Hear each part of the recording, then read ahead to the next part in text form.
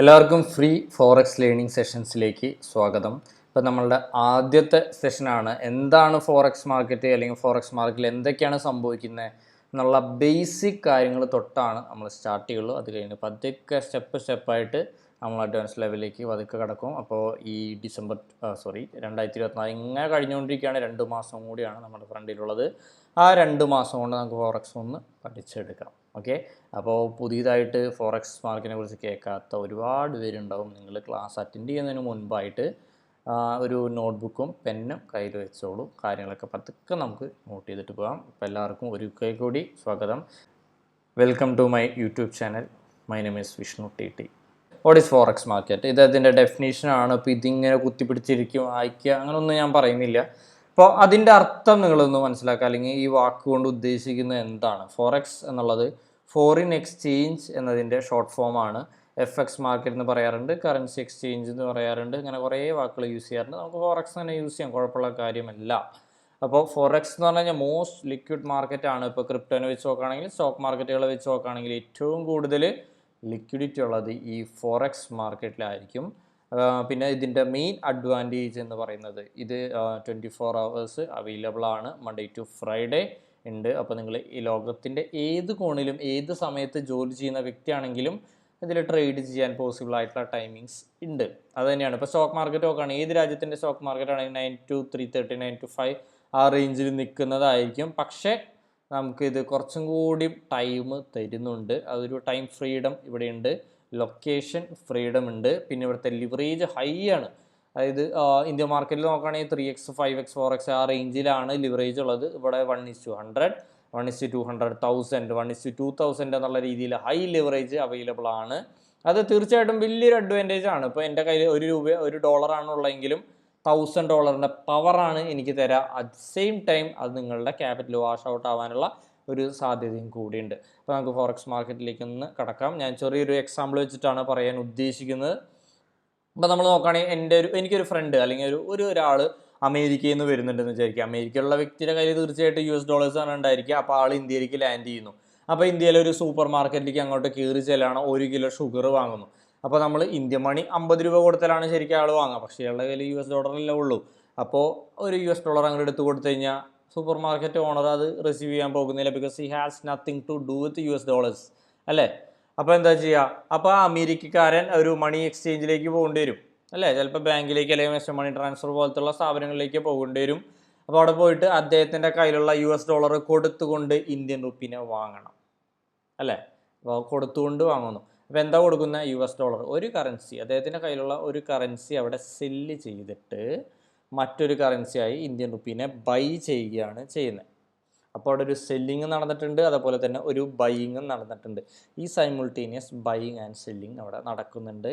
And സിമ്പിളായിട്ട് പറയുകയാണെങ്കിൽ ഇതാണ് ഫോറക്സ് മാർക്കറ്റിലുള്ള ഫോറക്സ് പെയറുകൾ. ആൻഡ് ഇത്തരത്തിലുള്ള ട്രാൻസാക്ഷൻസ് ആണ് അവിടെ കൂടുതൽ സംഭവിക്കുന്നത്. ഓക്കെ, ഇപ്പോൾ ചെറിയൊരു ഐഡിയ കിട്ടിയിട്ടുണ്ടാവും. അത് ബേസിക്കലി കറൻസി എക്സ്ചേഞ്ച് ആണ് അവിടെ സംഭവിക്കുന്നത്. ഓക്കെ, പക്ഷെ അങ്ങനെ വെറുതെ കറൻസി എക്സ്ചേഞ്ച് അല്ല, അങ്ങനെ ഒരു ചെറിയ കാര്യം കൂടി ഉണ്ട്. നമുക്കതിലേക്കൊന്ന് പോവാം. ഇപ്പോൾ ലോകത്തിലെ ഏറ്റവും വലിയ മാർക്കറ്റാന്ന് പറഞ്ഞു. ഇപ്പോൾ അവിടെ ട്രേഡ് ചെയ്യുന്ന വോള്യൂം അറൗണ്ട് 7.5 ട്രില്യൺ ആണ്. ഇപ്പോൾ ലേറ്റസ്റ്റ് അപ്ഡേറ്റ് ആണ്. ഇത്ര നാളെ 6 ട്രില്യൺ എന്നുള്ള രീതിയിലാണ് സംസാരിക്കാറ്.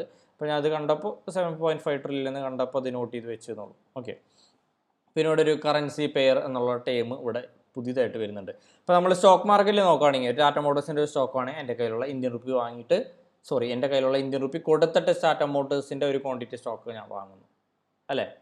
ഇവിടെ അങ്ങനെയല്ല. അവിടെ ഒരു പൈസ, അതായത് ഒരു ഇന്ത്യൻ റുപ്പി എന്നുള്ള സംഭവമുണ്ട്, സ്റ്റോക്ക് എന്നുള്ള സംഭവമുണ്ട്. ഇത് കൊടുത്തുകൊണ്ട് സ്റ്റോക്ക് വാങ്ങുന്നു. അങ്ങനത്തെ ഒരു സിസ്റ്റമാണ്. പക്ഷേ ഇവിടെ അതല്ല. ഇവിടെ നമ്മൾ കറൻസി പെയറുകളെയാണ് ബൈയിങ് ആൻഡ് സെല്ലിങ് നടക്കുന്നത്. അവിടെ ഒരു കറൻസി സ്റ്റോക്ക് 2 ഐറ്റമാണ് ഉള്ളത്. പക്ഷെ ഇവിടെ കറൻസി പെയർ ആൻഡ് നമ്മുടെ കയ്യിലുള്ള പൈസ. ഇവിടെ നോക്കിയേ, ഇവിടെ USD എന്നുള്ളൊരു കറൻസി പെയറാണുള്ളത്. അതേപോലെ തന്നെ നേരത്തെ പറഞ്ഞ എക്സാമ്പിൾ USD കൊടുത്തുകൊണ്ട് INR വാങ്ങുന്നു. അതാണ് ഞാൻ നേരത്തെ പറഞ്ഞ എക്സാമ്പിൾ അല്ലേ. USD കൊടുത്തുകൊണ്ട് INR വാങ്ങുന്നു. അപ്പോൾ അത് USD INR പെയറായിട്ടാണ് പറയാം. ഓക്കെ, USD INR പെയറായിട്ടാണ് പറയാം. അപ്പോൾ ബേസിക്കലി നമുക്ക് ഈ കേസിൽ ഇവിടെ USD എന്നുള്ള ഇതെടുത്തോണ്ട് കുഴപ്പമില്ല. USD എടുക്കാൻ കാരണം ലോകത്തിലെ ഏറ്റവും കൂടുതൽ ലിക്വിഡിറ്റി ഉള്ള ഒരു കറൻസി പെയറാണ് യൂറോ USD. അതുകൊണ്ടാണ് ഞാനിത് എടുത്തിട്ടുള്ളത്. ഓക്കെ, അപ്പോൾ ഒരു കറൻസി പെയറിൽ ആദ്യം മനസ്സിലാക്കുക, അവിടെ എപ്പോഴും രണ്ട് കറൻസീസ് ഉണ്ടായിരിക്കും. ആദ്യത്തെ കറൻസീനെ ബേസ് കറൻസി എന്നും രണ്ടാമത്തെ കറൻസീനെ കോഡ് കറൻസി എന്നും വിളിക്കുന്നു. ഇത് ജസ്റ്റ് പൊസിഷൻ. അപ്പോൾ ഞാൻ ഇതിലേതാണ് ബേസ് എന്ന് ചോദിച്ചു കഴിഞ്ഞാൽ USD ആണ് ബേസ്, ഇതിലേതാണ് കോട്ട് എന്ന് ചോദിച്ചു കഴിഞ്ഞാൽ യൂറോ ആണ് ബേസ്. ചെറിയ കാര്യമാണെങ്കിലും എഴുതി വെച്ചോളൂ. ഓക്കെ, ആവശ്യം വരും. അപ്പോൾ ഒരു കറൻസി പെയറിൽ എപ്പോഴും രണ്ട് കറൻസി ഉണ്ടാവുമെന്ന് മനസ്സിലാക്കി വെച്ചോളൂ. ഇപ്പോൾ ഇത്തരം കറൻസി പെയറുകളെയാണ് നമ്മൾ വാങ്ങാനും വിൽക്കാനും പോകുന്നത് ഫോറക്സ് മാർക്കറ്റിൽ. അപ്പോൾ അവിടെ ഇന്ത്യൻ മാർക്കറ്റ്, നമ്മുടെ സ്റ്റോക്ക് മാർക്കറ്റിൽ സ്റ്റോക്കിനെയാണ് വാങ്ങുകയും വിൽക്കുകയും ചെയ്തത്. പക്ഷെ ഇവിടെ കറൻസി പെയറുകളെയാണ് വാങ്ങുകയും വിൽക്കുകയും ചെയ്യുന്നത്. കറൻസി പെയറുകളെയാണ് നമ്മൾ വാങ്ങുകയും വിൽക്കുകയും ചെയ്യുന്നത് കേട്ടോ. നമുക്ക് അടുത്ത് നോക്കുകയാണെങ്കിൽ നമുക്ക് different types of currency pairs ഉണ്ട്. അതിനു മുന്നേ ഒരു കറൻസി പെയറിനെ വാങ്ങുന്ന സമയത്ത് അല്ലെങ്കിൽ ഒരു കറൻസി പെയറിനെ വിൽക്കുന്ന സമയത്ത് എന്താണ് സംഭവിക്കുന്നത് എന്ന് നമുക്ക് നോക്കണ്ടേ? നമുക്കൊന്ന് നോക്കി നോക്കാം. അപ്പോൾ നമുക്ക് അത് GBPയുടെ ഒരു ചാർട്ടാണ്. നമുക്ക് നമ്മുടെ USD INR വെച്ച് തന്നെ നമുക്കൊന്ന് കാര്യം പറഞ്ഞുതരാം. അപ്പോൾ ആദ്യം ഞാനിന്ന് കറൻസി പെയറിനൊന്ന് നോട്ട് ചെയ്യുന്നുണ്ട്. USD INR. ഇപ്പം ഇങ്ങനെയാണ് ആ കറൻസി പെയറിനെ എഴുതുക കേട്ടോ. എല്ലാ കറൻസി പെയറിനെയും അങ്ങനെയാണ് എഴുതുക. അപ്പോൾ ആദ്യത്തെ കറൻസീനെ എന്താ വിളിക്കുക? Base currency. രണ്ടാമത്തെ കറൻസീനെ കോഡ് കറൻസി. അപ്പോൾ ഇതിൻ്റെ പ്രൈസാണ്. ഓക്കെ, അപ്പോൾ ഇത് അർത്ഥമാക്കുന്നത് എന്താണെന്ന് വളരെ സിമ്പിളായിട്ട് ഞാൻ പറഞ്ഞുതരാം. ആദ്യം നമ്മളിങ്ങനെ ഒരു വട്ടം വരച്ച് വയ്ക്കുക, കോട്ടും ആ പ്രൈസും ചേർന്നിട്ടുള്ളൊരു വട്ടം. ഇനി ഇപ്പം ഞാൻ പറഞ്ഞു ഫോറക്സ് മാർക്കറ്റിൽ സംഭവിക്കുന്ന കറൻസി പെയറിനെ ബൈ ചെയ്യുകയോ അല്ലെങ്കിൽ കറൻസി പെയറിനെ സെല്ല് ചെയ്യുകയാണ് ചെയ്യുന്നത് എന്ന് പറഞ്ഞു. അപ്പോൾ ഈ USD INR എന്നുള്ളൊരു കറൻസി പെയറിനെ, ഓക്കെ, ഞാൻ ഇപ്പോൾ പറയാണ് ബൈ USD INR എന്നുള്ള രീതിയിൽ സംസാരിക്കുകയാണെങ്കിൽ, USD INRനെ ബൈ ചെയ്യുക എന്ന് പറയുകയാണെങ്കിൽ, ബൈ ചെയ്യാണ് എന്ന് പറയുകയാണെങ്കിൽ അതിൻ്റെ അർത്ഥം എന്താണെന്ന് വെച്ചാൽ, അതിൻ്റെ അർത്ഥം ഐ എം ബൈയിങ്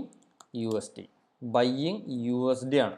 ഇപ്പോൾ ഒരു കറൻസി പെയറിനെ ബൈ ചെയ്യുക എന്ന് പറഞ്ഞാൽ അതിൻ്റെ കോട്ടിനല്ല, അതിൻ്റെ ബേസിനാണ് ബൈ ചെയ്യുന്നത്. ഇപ്പോൾ ഇവിടെ ബേസ് ഏതാണ്? ഇവിടുത്തെ ബേസ് ആയിട്ട് നമുക്ക് വരുന്നത് USD ആണ്. അപ്പോൾ ബൈ USD INR എന്ന് പറഞ്ഞാൽ അതിൻ്റെ അർത്ഥം ബൈയിങ് USD ആണ്. ഓക്കെ, എങ്ങനെ? Buying USD by selling 84 INR. അതായത് ഒരു കറൻസി പെയറിനെ ബൈ ചെയ്യാന്ന് പറഞ്ഞാൽ അതിൻ്റെ ബേസ് പെയറിനെ ബൈ ചെയ്യുന്നു എന്നാണ് അർത്ഥം.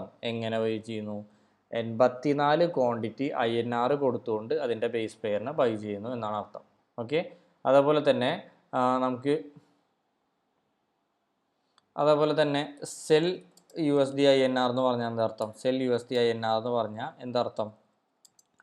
Selling USD. എപ്പോഴും അതിൻ്റെ ബേസുമായിട്ടുള്ള കാര്യമാണ് നമ്മൾ സംസാരിക്കുന്നത്. ബേസാണ് പ്രയോറിറ്റി കൊടുക്കുന്ന ഐറ്റം. Selling USD. ഓക്കെ, അപ്പോൾ USD സെല്ല് ചെയ്യാണ്. USD സെല്ല് ചെയ്യുന്ന സമയത്ത് നമുക്ക് എന്ത് കിട്ടും? 84 INR എന്നുള്ള രീതിയിൽ സംസാരിക്കാം. അപ്പോൾ എപ്പോഴും ഒരു കറൻസി പെയർ, ഞാൻ ആദ്യം പറഞ്ഞ എക്സാമ്പിൾ ഓർമ്മയുണ്ടോ? ഒരു അമേരിക്കയിൽ നിന്നൊരു വ്യക്തി വരുന്നത്, ആൾ USD എന്നുള്ളൊരു സംഭവം അദ്ദേഹത്തിൻ്റെ കയ്യിലുള്ള USD സൂപ്പർ മാർക്കറ്റിൽ വിറ്റിട്ട് INR ബൈ ചെയ്യുകയാണ് ചെയ്യുന്നത്. അപ്പോൾ ഒരു സൈമിൾട്ടേനിയസ് ബൈയിങ്ങും ഒരു സെല്ലിങ്ങും സംഭവിക്കുമ്പോഴാണ് അവിടെ ഒരു കറൻസി പെയർ ഉണ്ടാവുന്നത്. ഓക്കെ, അങ്ങനെയാണ് ഒരു കറൻസി പെയർ ഉണ്ടാവുന്നത്. അപ്പോൾ ഒരു കറൻസി പെയറിനെ ബൈ ചെയ്യാന്ന് പറഞ്ഞു കഴിഞ്ഞാൽ അതിൻ്റെ ബേസിനെയാണ് ബൈ ചെയ്യുന്നത്. ഒരു കറൻസി പെയറിനെ ബൈ ചെയ്യാന്ന് പറഞ്ഞാൽ അതിൻ്റെ ബേസിനാണ് ബൈ ചെയ്യുന്നത്. ബൈ സെല്ലിങ് അതിൻ്റെ കോഡ് പെയർ, എത്ര ക്വാണ്ടിറ്റി ആ പ്രൈസിലുള്ള അത്ര. അതേപോലെ തന്നെ ഒരു കറൻസി പെയറിനെ സെല്ല് ചെയ്യാന്ന് പറഞ്ഞു കഴിഞ്ഞാൽ അതിൻ്റെ ബേസിനെയാണ് സെല്ല് ചെയ്യുന്നത്. ഓക്കെ, എങ്ങനെ? അത്രയും ഇതിനുള്ള അതിൻ്റെ കോട്ട് ബൈ ചെയ്തുകൊണ്ട്. അപ്പോൾ ഒരെണ്ണം വിൽക്കുമ്പോൾ ഒരെണ്ണം എന്തായാലും വാങ്ങണം, ഒരെണ്ണം വാങ്ങുമ്പോൾ മറ്റേതെന്തായാലും വിൽക്കണം. അപ്പോൾ അങ്ങനത്തെ ഒരു സംഭവമാണ് ഈ ഒരു കറൻസി പെയറിൻ്റെ ഉള്ളിൽ എപ്പോഴും കിടക്കുന്നത്. ഓക്കെ, ഇനി കറൻസി പെയർ എത്ര ടൈപ്പ് ഉണ്ടെന്ന് വെച്ചാൽ ഒരു 100 മേലെ ടൈപ്സ് ഓഫ് കറൻസി പെയർസ് ഉണ്ട്. 129, 144 റേഞ്ചാണെന്ന് തോന്നുന്നു. അതിൽ ഏറ്റവും കൂടുതൽ ലിക്വിഡിറ്റി ഉള്ള കറൻസി പെയർസ് ആണ് മേജർ കറൻസി പെയർ എന്നുള്ളത് പറയുന്നത്. അപ്പോൾ ഇതിൽ ഭൂരിഭാഗവും USDയുടെ പെയറുകളായിരിക്കും. ബിക്കോസ് ലോകത്തിൽ ഏറ്റവും കൂടുതൽ ട്രാൻസാക്ഷൻസ് നടക്കുന്നത് USD, യൂറോ പോലുള്ള കറൻസികളിലാണ്. അമേരിക്കൻ ഡോളറാണ് ഏറ്റവും കൂടുതൽ. ഒരു ഒറ്റ കറൻസി എടുക്കുകയാണെങ്കിൽ കറൻസി പെയറായിട്ട് പറയുകയാണെങ്കിൽ യൂറോ USD ആയിരിക്കും. അപ്പോൾ ടോട്ടൽ 7.5 ട്രില്യൺ ആണ് ഇതിൻ്റെ ലിക്വിഡിറ്റി എന്ന് പറഞ്ഞാൽ, അല്ലെങ്കിൽ വോള്യൂം എന്നുള്ളത് പറഞ്ഞു. അപ്പോൾ അതിൽ മോർ ദാൻ 50% യൂറോ USDയിലാണ് കേട്ടോ. More than 50%. അപ്പോൾ ഇത്രയും കറൻസീസാണ് ടോപ്പ് കറൻസീസ് ആയിട്ട്, മേജർ കറൻസീസ് ആയിട്ട് പറയുന്നത്. അപ്പോൾ നിങ്ങൾ ഒരു ഹൈ ലെവൽ ഒരു ട്രേഡറായിട്ട് മാറുന്ന സമയത്ത് തീർച്ചയായിട്ടും ഇതിൽ തന്നെയായിരിക്കും ട്രേഡ് ചെയ്യാൻ പോകുന്നത്. ബിക്കോസ് ലിക്വിഡിറ്റി കൂടിയാലാണ് നമുക്ക് എളുപ്പത്തിൽ വാങ്ങാനും വിൽക്കാനും സാധിക്കുള്ളൂ. അതുകൊണ്ടാണ് ചൂസ് ചെയ്യുന്നത്.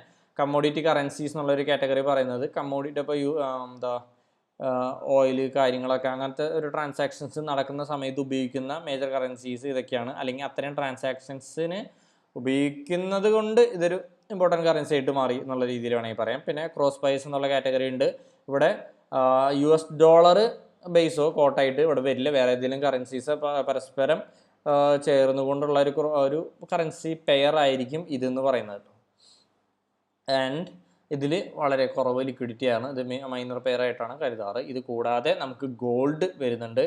ഗോൾഡിൽ കറൻസി പെയർ എന്ന് വിളിക്കാൻ സാധിക്കില്ല. ബിക്കോസ് ഗോൾഡ് എന്ന് പറയുന്നത് ഒരു മെറ്റൽ ആയിട്ട് അല്ലെങ്കിൽ ഒരു കമോഡിറ്റി ആയിട്ടാണ് കരുതുക. അതേപോലെ XAUUSD എന്നായിരിക്കും വരും കേട്ടോ. XAUUSD. അപ്പോൾ AU എന്ന് പറയുന്നത് കെമിക്കൽ നെയിം, അതിൻ്റെ കെമിക്കൽ നെയിമിൽ ഇപ്പോൾ എന്താ പറയില്ലേ, കെമിക്കൽ നെയിം കെമിസ്ട്രിയിൽ യൂസ് ചെയ്യുന്ന പേരാണ്. അതിൻ്റെ കാര്യം ഞാൻ മറന്നുപോയി. അപ്പോൾ XAUUSD ആയിട്ട് ഇരിക്കുക. അതേപോലെ തന്നെ സിൽവർ ആണെങ്കിൽ XAGUSD എന്നുള്ള രീതിയിലാണ് കറൻസി പ്രൈസ് വരിക. അപ്പോൾ ഗോൾഡ് $US എന്നുള്ള രീതിയിൽ മാത്രമല്ല ഗോൾഡ് JPY, അതായത് XAU JPY XAU യൂറോ എന്നുള്ള രീതിയിൽ പല കറൻസി പെയർസ് ഉണ്ട്. ഏറ്റവും കൂടുതൽ ലിക്വിഡിറ്റി ഉള്ളത് ഗോൾഡിനെ സംബന്ധിച്ചിടത്തോളം XAUUSD ആയിരിക്കും. ഓക്കെ, അപ്പോൾ നമുക്ക് ഇത്രയും ചെറിയൊരു ബേസിക്കാണ് ഇപ്പോൾ ഇതിൽ നമുക്ക് പഠിക്കാനുള്ളത്. അടുത്ത ക്ലാസ്സിലായിട്ട് നമുക്കിനി വരാൻ പോകുന്നത് എങ്ങനെയാണ് ഇതിൻ്റെ പിപ്പ് കാൽക്കുലേറ്റ് ചെയ്യുക, എന്താ പിപ്പറ്റ് കാൽക്കുലേറ്റ് ചെയ്യുക, എന്തൊക്കെയാണ് ഈ സംഭവങ്ങളൊക്കെ. അപ്പോൾ കുറച്ച് ഇങ്ങനെ ചെറിയ ചാർട്ടിൽ മൂവ്മെൻറ്റ് വരുന്ന സമയത്ത് എത്രയാണ് എൻ്റെ profit or loss. Stock market പോലെയല്ല ഇത്.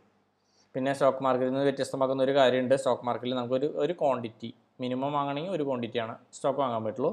പക്ഷെ ഇവിടെ ഒരു കംപ്ലീറ്റ് ക്വാണ്ടിറ്റി അല്ല നമ്മൾ വാങ്ങുന്നത്, ലോട്ടുകളായിട്ടാണ് വാങ്ങുന്നത്. അപ്പോൾ ഒരു ക്വാണ്ടിറ്റി എന്ന് പറയുമ്പോൾ ഒരു എക്സാമ്പിൾ എടുക്കുകയാണെങ്കിൽ ഒരു ആപ്പിൾ വാങ്ങുന്നതും ഒരു കൊട്ട ആപ്പിൾ വാങ്ങുന്നതും ഡിഫറൻസ് ഉണ്ട്. ഇപ്പോൾ ഒരു ആപ്പിളിന് സിംഗിൾ ക്വാണ്ടിറ്റി എന്നുള്ള രീതിയിൽ പറയാം. ഒരു കൊട്ട ആപ്പിളിനാണെങ്കിൽ ഒരു ലോട്ട് ഓഫ് ആപ്പിൾ എന്നുള്ള രീതിയിൽ പറയാം, 1 lot ഓഫ് ആപ്പിൾ. അപ്പോൾ അങ്ങനെ ഡിഫറെൻറ്റ് ലോട്ട്സ് ആയിട്ടാണ് ഇതിൽ ബൈയിങ് സെല്ലിങ് ഒക്കെ നടക്കുന്നത്. അപ്പോൾ നമുക്കതിൻ്റെ ഫ്രാക്ഷൻസ് അവൈലബിൾ ആണ്. ഓക്കെ, അതും കൂടിയും ഇതിലൊരു ഇമ്പോർട്ടൻറ്റ് ഫാക്ടറാണ്. ആളുകളെ ഇതിലെ അട്രാക്റ്റ് ചെയ്യുന്ന മറ്റൊരു ഫാക്ടറും കൂടിയാണ്. അപ്പോൾ നമുക്ക് അത് അടുത്ത സെഷനിൽ പഠിക്കാം. അതുവരെയും എല്ലാവർക്കും നമസ്കാരം, ഗുഡ് ബൈ. അപ്പോൾ നമുക്ക് അടുത്ത ക്ലാസ്സിൽ കാണാം. All the best guys.